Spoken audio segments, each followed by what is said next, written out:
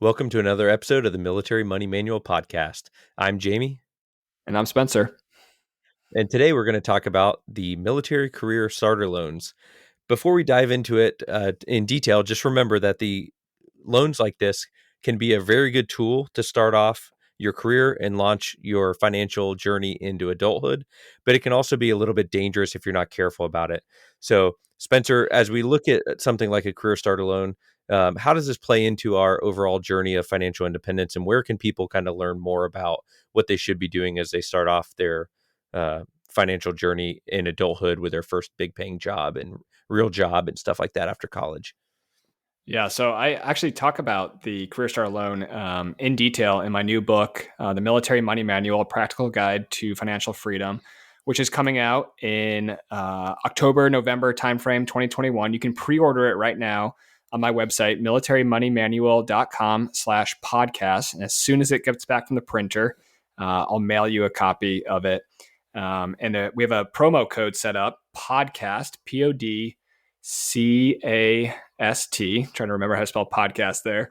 But if you type in the promo code podcast on militarymoneymanual.com/book, you'll get a special discount on the book. And I'm really excited about the book. It's been a long time coming. I've been really working on it for 4 or 5 years now.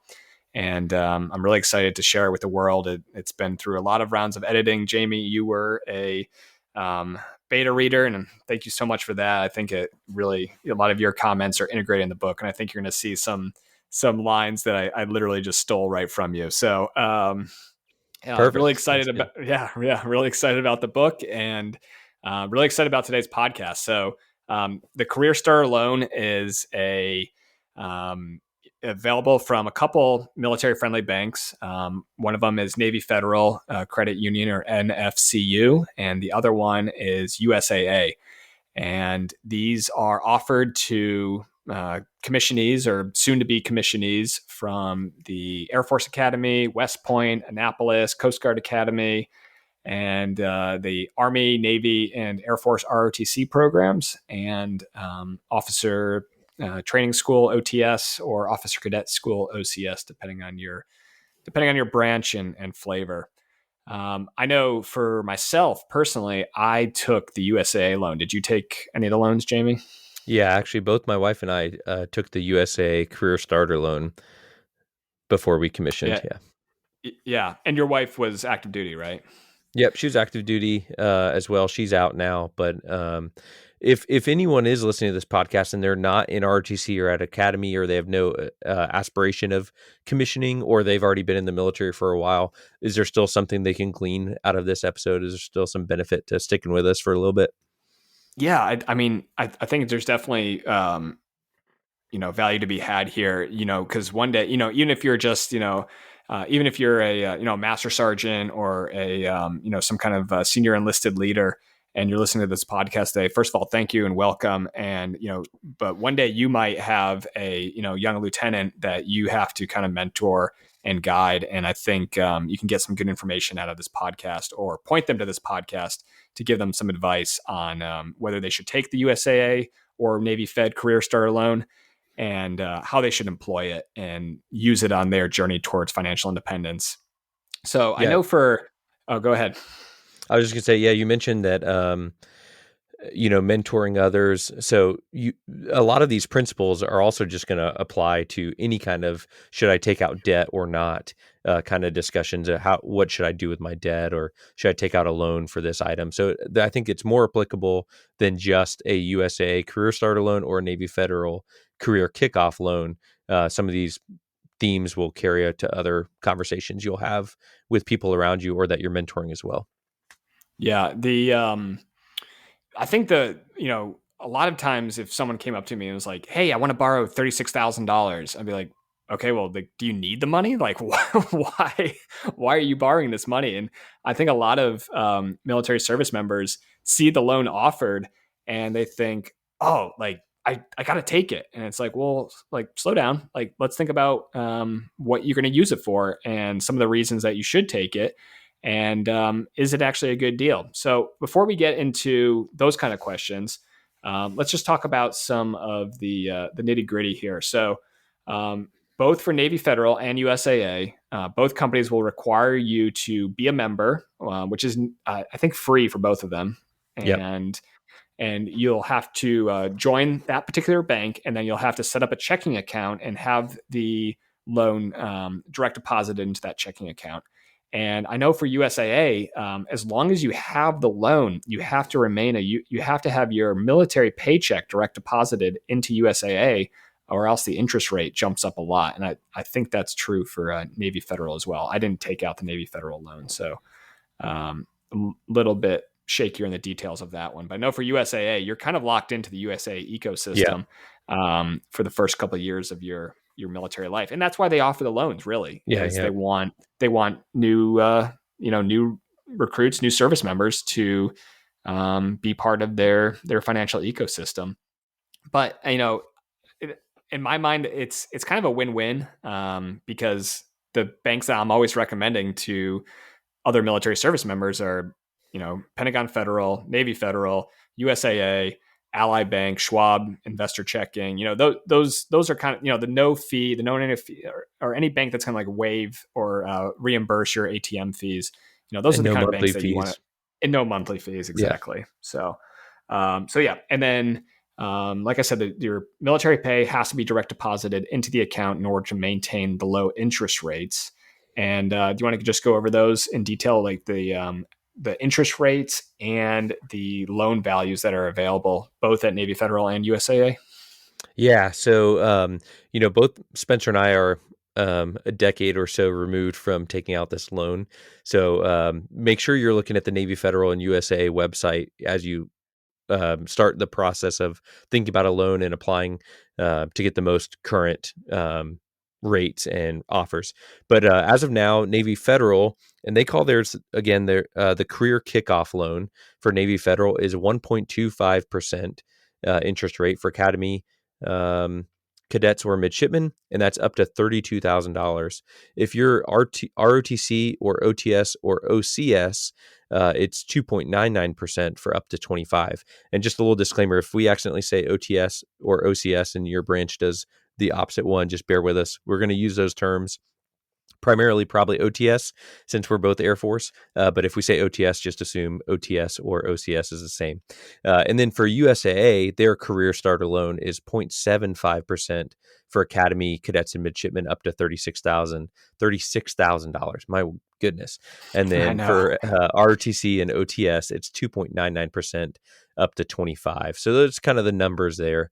And then I guess, Spencer, when can people apply? Is this something that a freshman in ROTC can do, or do you need to be a little closer? Yeah, you need to be a little bit closer. So for if you're at the academies or ROTC and you're contracted, then you can apply as early as a year prior to commissioning. So I know for myself, I commissioned in May. Let's see, it must have been May 2000. Oh, geez, May 2010. And I opened up the loan in November or October, I think, of 2008 or 2009. So it might have been a little bit earlier back in the day. I think it was 18 months for us. Yeah, I Uh, think so. yeah. And I remember I was so excited to apply for it, get approved. And when that, the money was deposited within like a week or so into my checking account, and I had never seen so much money in my life. I mean, it was Oh yeah, $25,000, and it was just like at the time it was mind blowing. I didn't even know I had a plan for it, and I had talked to a couple, of my financial mentors, my dad, my grandfather, about like various options of what to do with the money. But and that's one thing I really encourage people to do is before you apply for the loan, before you get the money direct deposited into your account, have a plan and write it out, and then stick to that plan. And then I think that way it's a lot easier to not get in trouble with this loan. But you can, for the OTS and OCS commissionees out there, 4 months before, and then I think it's up to 4 months after as well, for after you commission, you can apply for the loan. And then the one of the nice things is you defer payments for 6 months um, after you commission. So I know for a lot of a lot of commissionees these days, you might not report to active duty for up to a year after you graduate from college and actually commission. So that 6 month deferral is really nice there. However, it has to be noted that interest is still accruing, so the amount Yeah. of the loan is going up, and that can be kind of scary if all this. Like I know um, when I took out the loan, from the time I took it out to the time I started making payments, which was almost I think 18 months or 2 years after I took out the loan. Um, it was, I think, over $26,000 when I started making payments on it. So Wow. that's that's kind of scary when you're staring that down. But you mentioned the interest rates earlier and the dollar amounts involved, and I guess one of the things we should highlight here is those are really good interest rates, and especially for the academy cadets, 1.25% for Navy Federal or 0.75% for the USAA Career Starter Loan. Right there, that inflation right now is like 2 or 3%. So you're essentially getting a very good deal on an interest rate on a loan. But like any loan, you're going to have to pay it back. Yep. So I think that's just one thing we should highlight there is it is a very good interest rate. It is access to a lot of money at a very young age.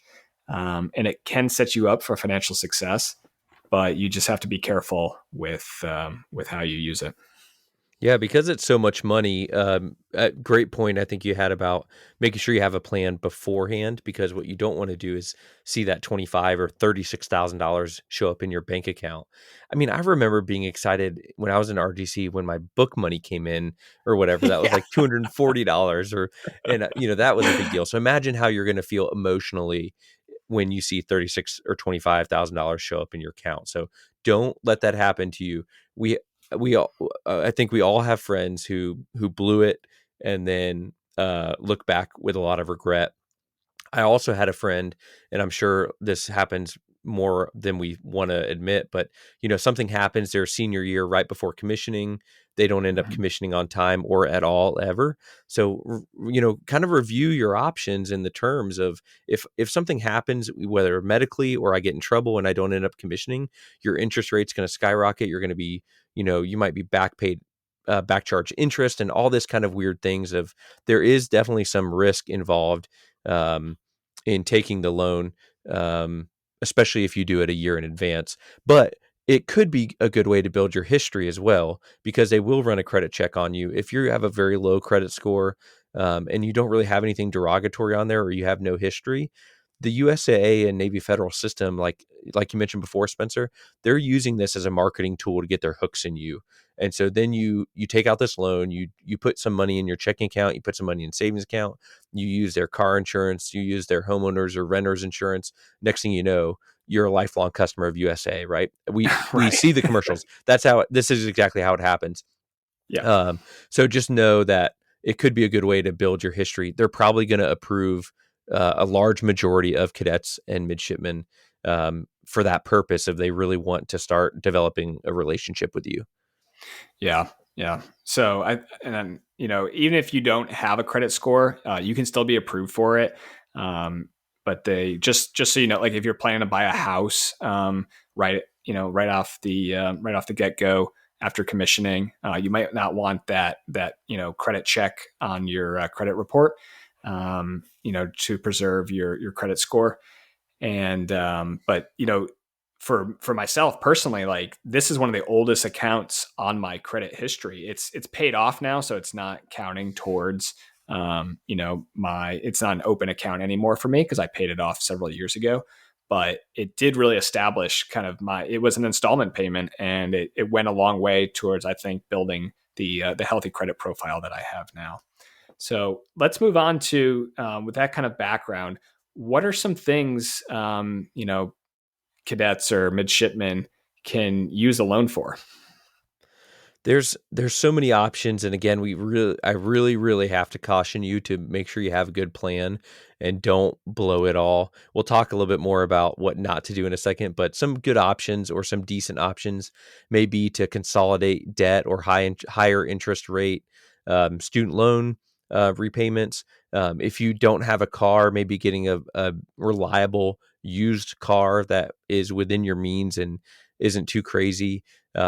Maybe having a lot of cash or enough cash set aside for your first PCS. Depending on where you're going, your first PCS, you're not going to have a single military paycheck at that time, and it's going to take months for your pay to get correctly settled out, and it's going to take months for your travel voucher to get settled for your first PCS. So you may need $5,000 or $10,000 in your account for your first PCS. So that may be a good plan for you as well.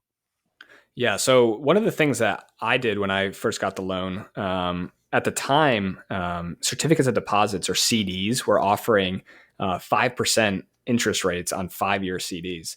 So I just looked at the numbers and I was like, I can borrow at 2.99% or essentially 3% and invest at 5%, and I can make 2% risk free. Sounds like a pretty good deal to me. So I actually ended up taking $10,000 of the money and investing it into a CD. And then I took $15,000 of the money and I just put it into an S&P 500 index fund. And at my taxable brokerage account at Schwab, I just put it in there. One of my everlasting regrets is I sold it 2 years later and didn't leave it invested in there, because it would probably be worth probably well over $100,000 now, honestly. Um, and instead, what I did was, right when I graduated college, I had some student loans that were 6, 7, 8% interest. And I took that $15,000 and I paid them off. So essentially, I just like you were saying, Jamie, I consolidated my debt. And instead of making payments on all these different student loans, I paid off my highest interest rate student loans with a lower interest rate debt. For me, it was the USAA Career Starter Loan, and I dropped my interest rate from 8% or whatever it was down to 3%. And so I think that's a really good use. If you're coming out of college with any kind of debt, first of all, especially if you're coming from the academy or you had a full ride scholarship at an ROTC, I think it's a great opportunity for you to reevaluate, why do you have debt. And if you have some of those, those debt habits and those debt behaviors where you tend to spend more than you're taking in, then I think it's a great opportunity to reevaluate and think, okay, like, am I on the path of financial independence, or am I going to be, is it going to be 5, 10 years from now, and I'm going to continue to build up debt, and, this loan is not going to help me get towards my goal of financial independence. So I think it's a really good opportunity to kind of, if you do have debt coming out of college, especially if you went to the academies, and like, everything should be paid for, and you should have been paid while you were there. Yeah. So you really want to be careful, like I kind of mentioned earlier, about wasting it, being frivolous with it, making silly purchases. We like to joke about a lieutenant mobile, where you see a lieutenant that makes $35,000 or $40,000 a year level having a $50,000 Corvette or whatever. Their monthly payments on that car are 50 or 75% of their paycheck sometimes. And you'll see Yeah. that if you go to any pilot training base in the Air Force or anything where there's, O1 grade officer training happening, you'll see way too nice of cars for that level. So just really, really be careful not to waste it. And also remember, no matter what you use it for, you are going to have to pay it back. So, for example, I think my payment each month was about $460. Spencer's was about $471. So that's a large chunk of your paycheck when you're starting out as a second lieutenant or an ensign on active duty. Also, remember, some of you might commission and not be active duty. So if you commission in the Guard or Reserves out of ROTC, which is an option, you're still going to have the same repayment requirements, even if you're not getting active duty orders. So if your monthly payment is 25% of your take home pay for an active duty member, just know that that's going to be a significant burden to pay off if you're not careful. Yeah, that was one thing that I struggled with when I first got on active duty. Was I had student loan payments. I had $60,000 of student loan payments, and my monthly payments were over $1,000 a month. And with a lieutenant paycheck, that was, I think I talk about my website, but I think it was a quarter to almost half of my paycheck at one point. And that was before I was getting BAH. So, smaller paycheck living in the dorms while I was training, but it sucks when you get, $2,000 or $3,000 a month, and, a good chunk of it is going straight to the bank to pay off this loan that you took out. If you use it wisely, then it's good. But if you just, like Jamie was saying, you buy that Lieutenant Mobile, and all of a sudden you've got really high payments on the car, and you're still making the payments on the career or career kickoff loan. It's not a great place to be in. Yeah. I was just looking back at some of our numbers. I mentioned before my wife and I both took out the loan, $25,000 each. When we were first married, and we'll do another episode in the future about debt and getting out of debt, because Spencer and I both have pretty good stories about that. But my wife and I got married a couple months after my commissioning. $118,728 is what we had Oh, in debt when we first got married. And I just said 50 of that was from our USAA Career Starter Loans. And at the time, it kind of seemed like we had a wedding to pay for. We had, minimal financial support for the wedding. We consolidated a lot of credit card debt that my wife came to the marriage with. So we got rid of a lot of 28% credit cards and brought them down. For my loan, it was 0.9% at the time. So those are some positive ways to use it. So there can be goodness here. But what we really want to watch out for is that it doesn't create habits of debt. Like you mentioned before, Spencer, if you already are a habitual overspender, if you're not super organized with your finances, it can be another stumbling block or negative thing in when you should be building towards financial independence instead. yeah. That being said, though, you know, especially if you graduate the academy and you did 4 years at the academy and you get kind of that, I can't remember what they call it, Rumspringa or whatever, where you get to you get 60 to go days. 60 days of leave or whatever before you come on active duty. I know a We lot of just guys lost that, like 10% of our Academy viewers, by the way, for not knowing what that's yeah, called. I know, Sorry, but guys. uh, but if that's your like one chance after the academy to go be a normal human being before you go right back into active duty service, take $5,000 and go to Europe. Like Yeah. you won't get a chance to do that again. To be that young and to be that free, for the rest of your military career, you're going to get 30 days of leave a year. And a lot of guys struggle to use any of that. I've Yep. got guys right now that are working for me that they were taking as much leave as they could towards the end of the year because they had user lose. And when the 120-day extension was approved due to COVID, they jumped on it and they were like, great, I don't have to take any more leave. And now they've got hundreds of days of leave. So, yeah, highly encourage you guys. If you're young, if you're listening to this, you're coming out of RTC, you're coming out of the academy, and you got a little bit of time before you go active duty. You know what? Like, don't take all of it. Don't spend all of it, but take it from an old guy. I think it's worth it to at least go, do a bit of, and with COVID right now, it really sucks, but just do a little bit of traveling, go see the world a little bit before you enter active duty. Don't spend all of it. Don't spend 25,000. Please don't spend $25,000 on a vacation, but taking two, three, four, $5,000 of it in the grand, if you have a plan for financial independence in the grand scheme of things, I don't think you're going to miss it. But take the other 20,000 and live off of that and put 60% of your military paycheck for the first year into the TSP, into the Roth Yep. TSP. And you can live off I know a lot of guys that have done that. I see it on Reddit where they commission and they out of the academy and they take the loan and essentially just live off the loan while they're investing almost their entire military paycheck into their Roth IRA and their Roth TSP. And then as their income increases, they can decrease the percentage of their pay going into those retirement accounts, and eventually they deplete their loan. But it's a great way to not go into credit card debt on your first PCS, and to really build your retirement savings early in your career. So, and I think the loan can really be a springboard towards financial independence. Yeah. Speaking of financial independence, if we do have a listener who's, maybe still newer on this journey, maybe this is their first episode they've ever listened to, can you give us a little brief overview of what their goals should look like? What is financial independence, and how does a soon-to-be officer in the military or a new officer in the military view their financial goals? What should that look like?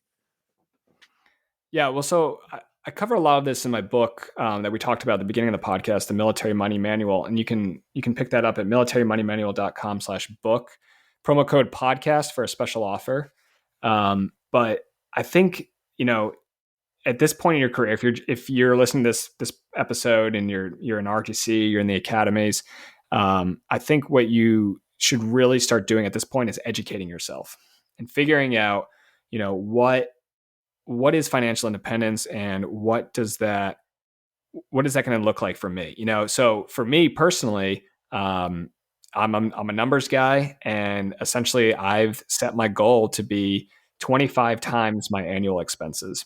And if you dig into the details of it, the 4% rule, essentially you can take up, if you have a pile of money invested in, a stock and bond portfolio, let's say $1 million, you can pull $40,000 of that, or 4%, out every year and live on that for the rest of your life. And, with the average annual returns of the stock market, about 7%, 3% for inflation, and you'll end up, after, if you back test the data, 30, 40, 50, 60 years, it seems to, we seem to have cracked the code on financial independence. A safe withdrawal rate from a pile of money is about 4%, and it should last for a long time. So I really encourage, and if that's a new concept to you, just start Googling financial independence, retire early.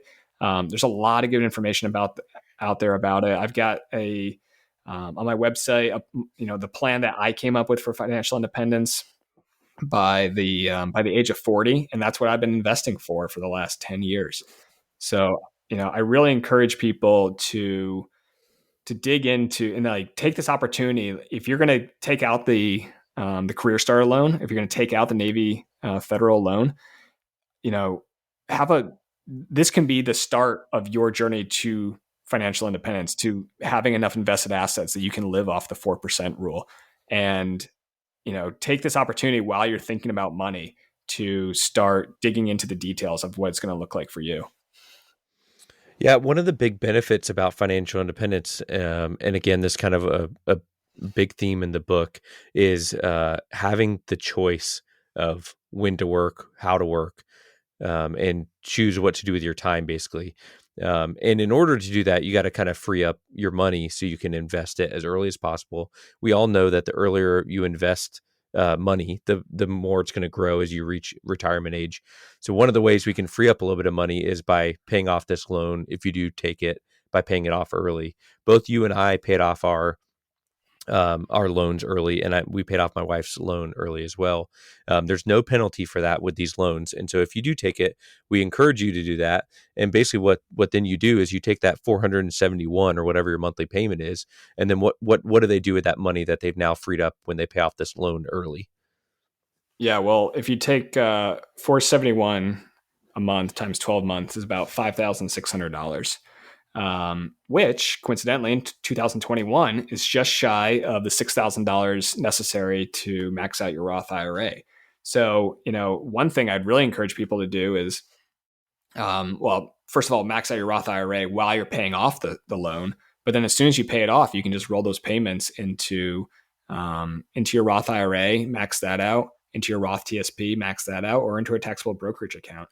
One of the tricks that I used to pay off my loan early was rounding up to the nearest 100. So, like Jamie said, my monthly payment was about 471, and I just rounded up to 500, and that meant I was going to pay it off, so many months faster because I was applying that extra $30 payment there. One thing I'll note is if you do that option on the USAA website, at the time when I was paying it off, you had to select apply additional payments towards principal. And that'll just help chip away at your principal that's accruing interest. So, yeah. Yeah. All right.